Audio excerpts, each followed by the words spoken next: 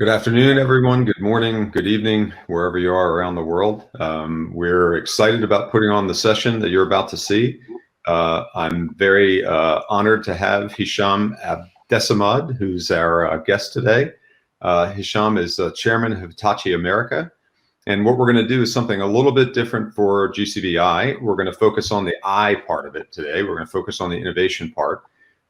Because what we're not going to talk about is a deep articulation of a global a corporate venture group. We're actually going to talk about a really exciting set of innovation initiatives that are happening out of Hitachi. And these are groundbreaking and broad and deep, and they're going to be a terrific learning opportunity. First, what I'm going to do is ask our friend Hisham to introduce himself, give us a bit of background and how it is he ended up in the role that he's in at Hitachi, and then I'll carry forward with a number of questions. As a listener, what you should be listening for here is sort of a quick tutorial on how a very large company, a $90 billion revenue company, tackles organic innovation, organic growth, and begin to think about how that might relate to your organization, and also how you might partner with a company like a Hitachi, who's very actively looking for other large companies to engage with.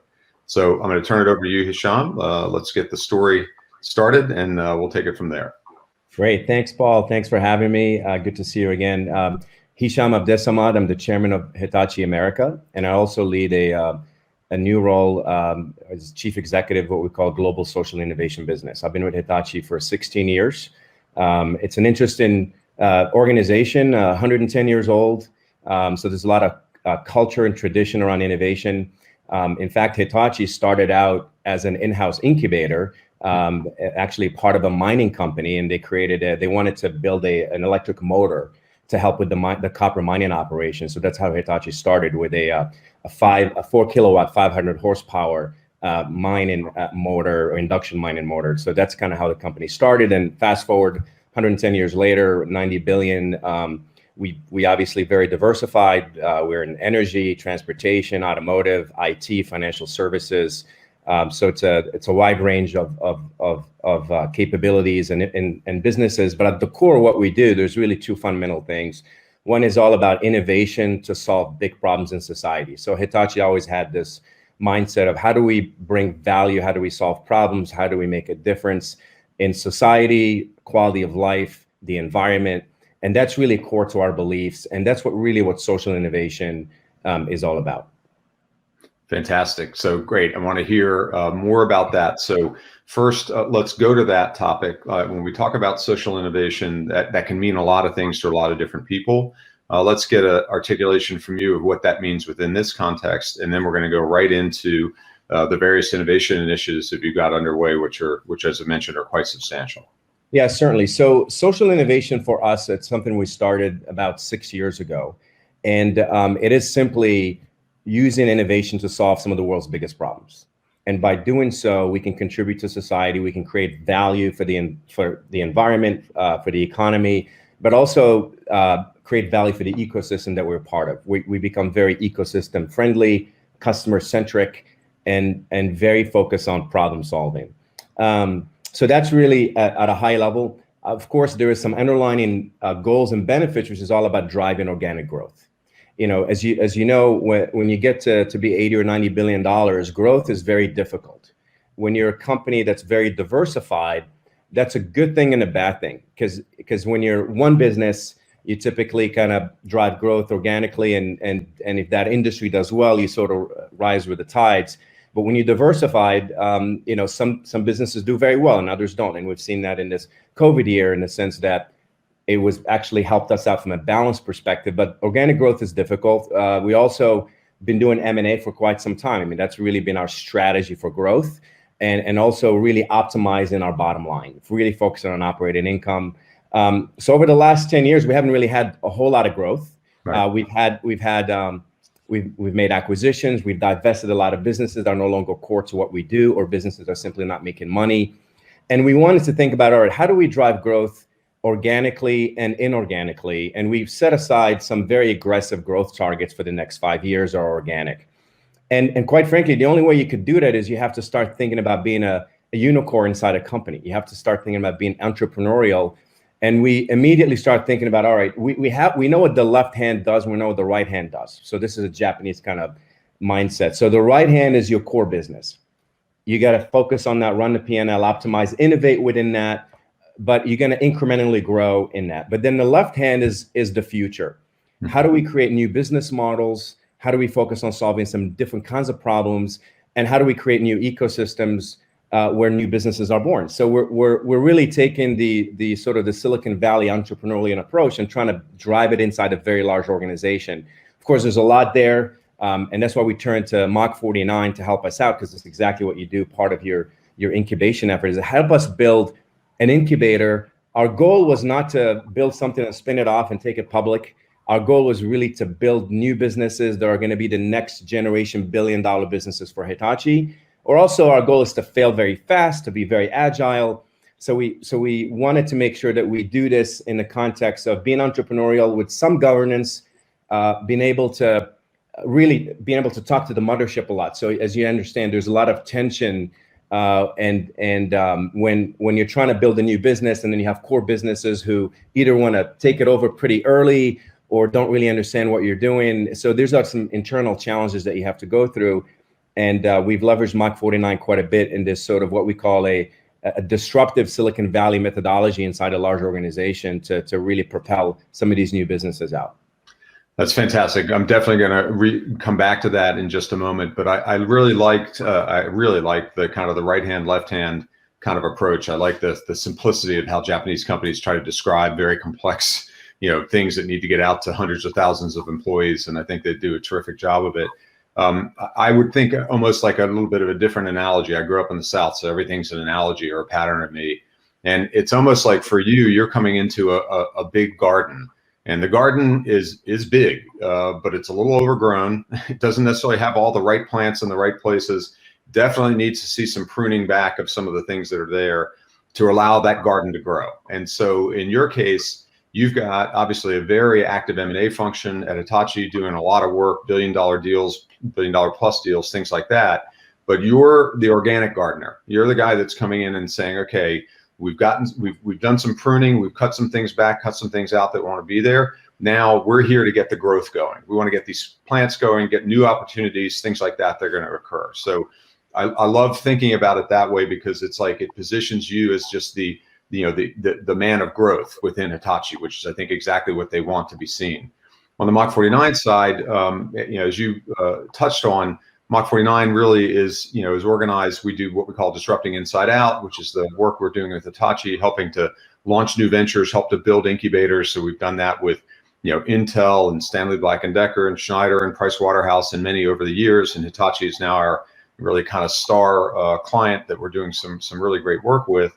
And then we also have another practice we call disrupting outside in, and we spent a bunch of time on that with the GCV team on Monday, talking about TDK Ventures, launching a new venture firm over the last 18 months and so forth. But to that point, I love how you articulated this as you're building this Silicon Valley style methodology inside of Hitachi.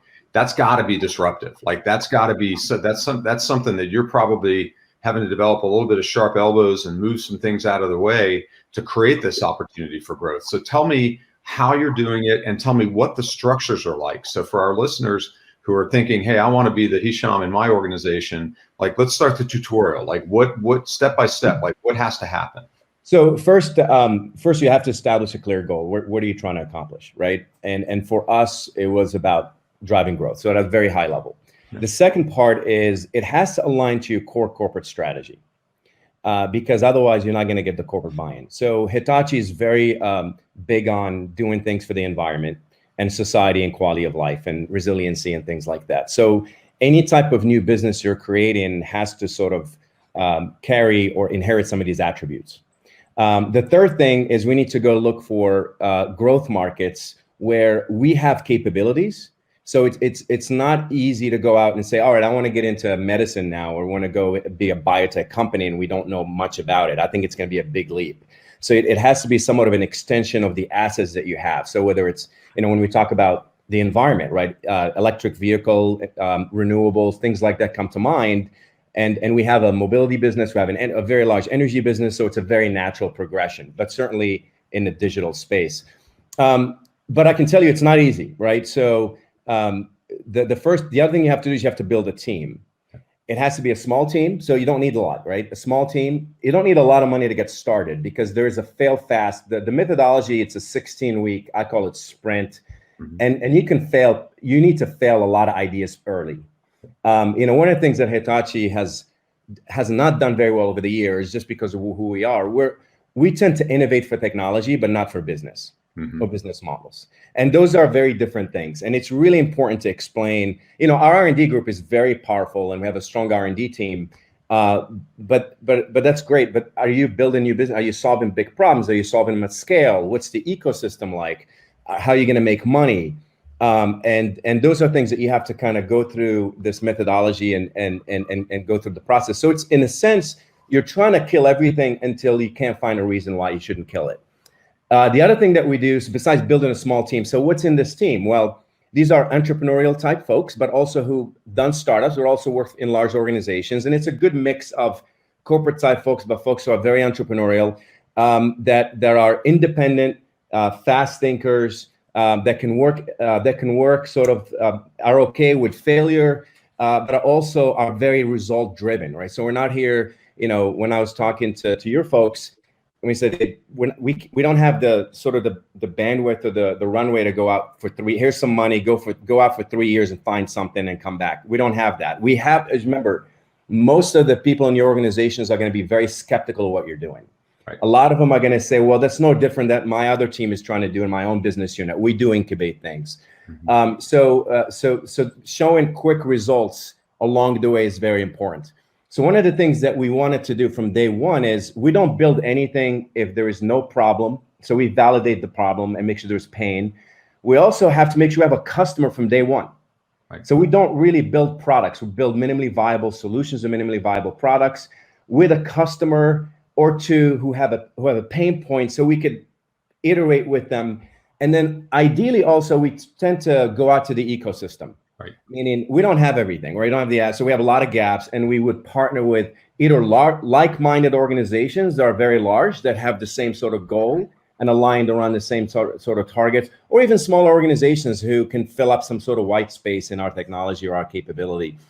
And you have to show wins along the way. You got to show some revenue. You have to, and then so if you do it for 2 customers and it works, then you go to the next stage. All right, let's incubate this or accelerate it, and we kind of take it to 8 or 10 customers. Another thing that we are very bullish, or not bullish, but stubborn about is we wanted to build a subscription-based model. And I look at our $90 billion revenue in Hitachi, and maybe some companies are different, but we don't have much subscription in our business. Right. Very difficult to build that in product out organizations. So we have product revenue, we have a lot of systems integration revenue, obviously financial services revenue. We have maintenance revenue because we sell, elevators and escalators and storage systems and so forth, but we don't have as a service model anywhere. Right. So one of the things that we wanted to do is really focus on digital and focus on digital solutions that are subscription in nature.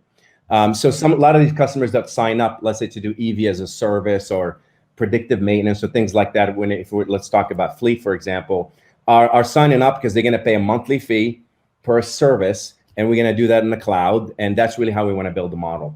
And then at the end, if it works, if the business model checks out again, because it may work for 1 or 2 customers, it doesn't work for 10, and you don't make any money, and then if you don't, you scratch it, and we've done that. And then if you pass all these tests, then you start thinking about, all right, we have something here. What do we need to do to make this $100 million business, $200 million? Do we need to go make an acquisition to give us some sort of market access?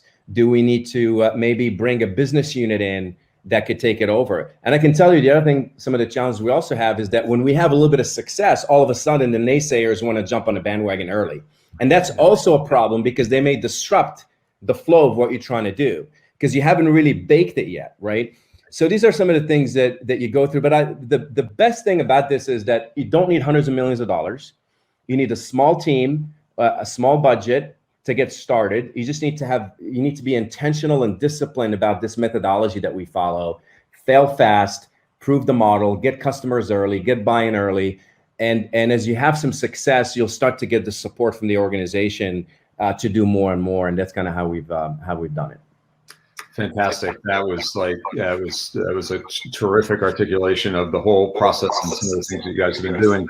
The fail fast methodology has been a really important part of Mach 49 since the beginning. Mach 49 was born out of the Silicon Valley. We have a unique combination of people with venture capital experience. I'm, coming into my 20th year with foundation capital, and then also product leaders, strategy leaders, people like that. So it's a unique combination.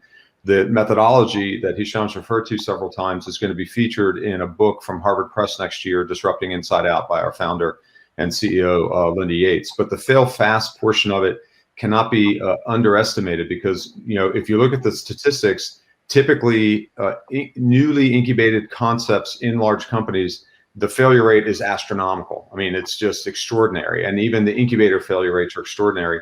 So when Mach 49 built their methodology, it was designed around more the Silicon Valley venture model of, let's winnow out the worst ideas early on the least amount of capital. And then, as we say at Foundation, we want to have our most money in our most successful companies, right? So, Netflix actually was obviously our most successful company, but at one point, we put $30 million in. Well, when we started our fund, before I got there, the entire fund was $75 million.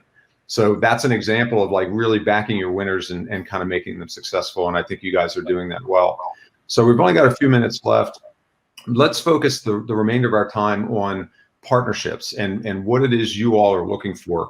Give us some specific examples of like the ideal that you're looking for from the listeners, people they may know that says, hey, Hitachi's really out there, very aggressive in the market, doing all this work around incubation and innovation. They're looking for people to do what? Well, partnerships are key here, because we believe in an ecosystem economy, and we also believe that every company's got assets and capabilities. They don't have all the answers. So let me just give you an example. So what we look for is large organizations who are like-minded. Like-minded means they know what their right hand does, and they want to build a left hand, and they're trying to build a new business model that solves a problem that could be entirely new or an evolution of something. So a good example would be, we partnered with a company called Swiss Re. It's a very large insurer in the world, one of the largest in the world. They know how to do insurance around floods and life and health and car and all of that. But they're like, we want to get into this digital world, this IoT space, but we don't know what to do. And so we started to kind of brainstorm around, is there a market for maybe business outcome insurance or AI-based insurance? We're all bullish on AI, but we all know that if you depend on it too much, if there's a failure in the language or in the machine learning, you may have a challenge, right? Your operation may be disrupted, whatever it is that you're trying to automate. So we went and partnered. So obviously we're not trying to sell each other anything at all. We're trying to build a new business. So but we had a customer that saw value in that, says, hey, I make die casting machines. I'm using an AI system to help me with the manufacturing. I'm relying too much on it. I'd love to see if I could have some sort of insurance that allows me to hedge against any types of failures. Of course, technology companies are not in the insurance business. That's not what we do. So if you think about it, we provided a digital solution that automates some of the manufacturing process. That's very comprehensive.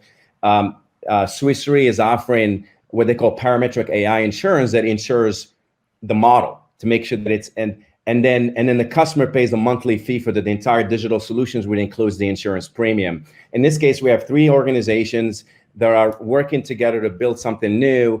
We've started out with 40 machines. Now they expanded 200 machines, and we have other customers that are lined up for that. So just an example of how we can partner with, it doesn't have to be in the same industry, as long as you're trying to solve a problem and create something new. So fantastic, great ending point, because we have 30 seconds left to wrap. And I think for any of you that are out there listening, if you're intrigued by this story, how a large company like this is so committed to organic growth, please reach out to us either at paul@mach49.com or reach out through GCVI. We can get you connected up with Hisham, and then we will help you guys out and help you think about where to go forward. So thanks very much for the time today, Hisham. That was terrific. Thanks, Paul. Thanks for having me. Cheers. Thank you.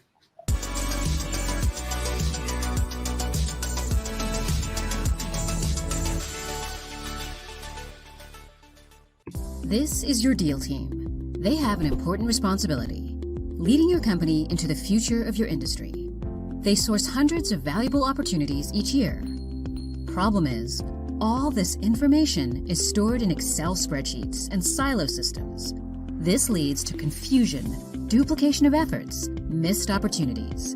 In other words, valuable time wasted. What you really need is a reliable way to source, manage, and report on strategic opportunities automatically. All from one hub. And that's exactly what you get with ProCedar, a centralized platform for all of your corporate development activities. ProCedar is integrated with research databases to automatically populate information on the opportunities you source.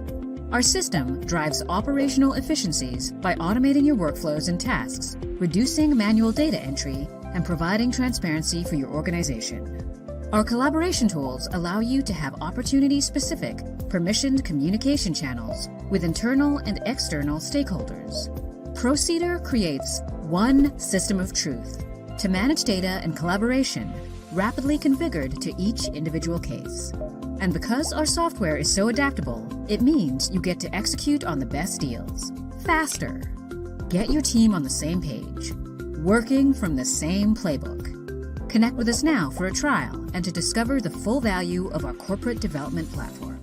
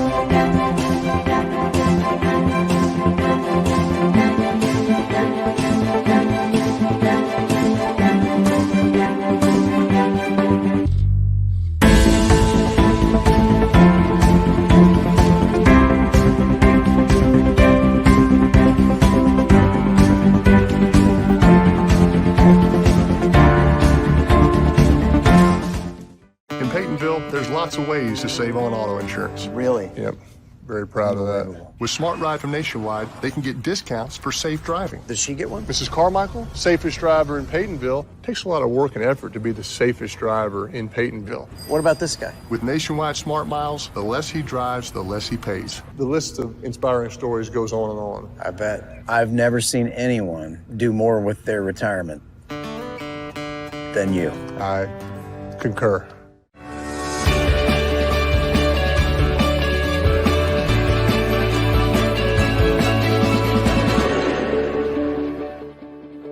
Welcome to the 2021 GCV Digital Forum. This is a collaboration between GCV and ProCedar.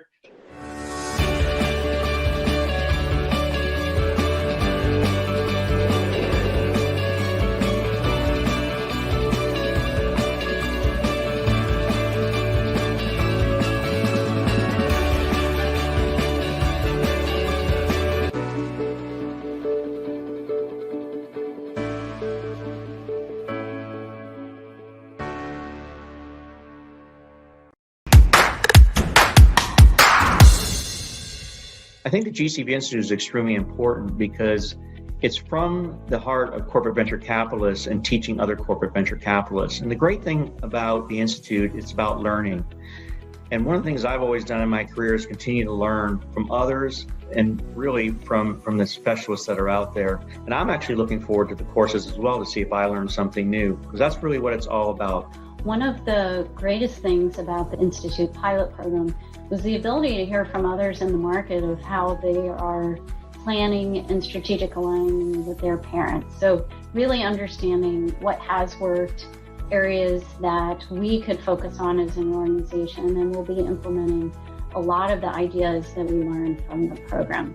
The GCV Institute goal is simple: to be a valuable, practical, and insightful professional development program for corporate venturing teams all around the world. I look forward to be part of an amazing hand-picked team, building quality insights and best practices around getting new CVC programs up and running. By raising the bar in corporate venturing ecosystems, we will all serve better entrepreneurs, deliver on their dreams and their potential to impact the world. I'm really proud to be part of this program because GCV has always been a leader in corporate venture capital education, and I think that this program that focuses on business development is critically important for the long-term success of a corporate venture capital program. I'm super excited to be part of this program, as I know how much growing pains involves starting this program and learning from your own mistakes, and having opportunity to learn from people who have been there and done that can not only improve our how efficient we are within our organization, but it can also significantly improve our standing in the overall VC community. I want to thank the Global Corporate Venture Institute for this initiative. It's critical for our team to have resources to both train new members, as well as to help us evolve our model, incorporating best practices from the corporate venture world.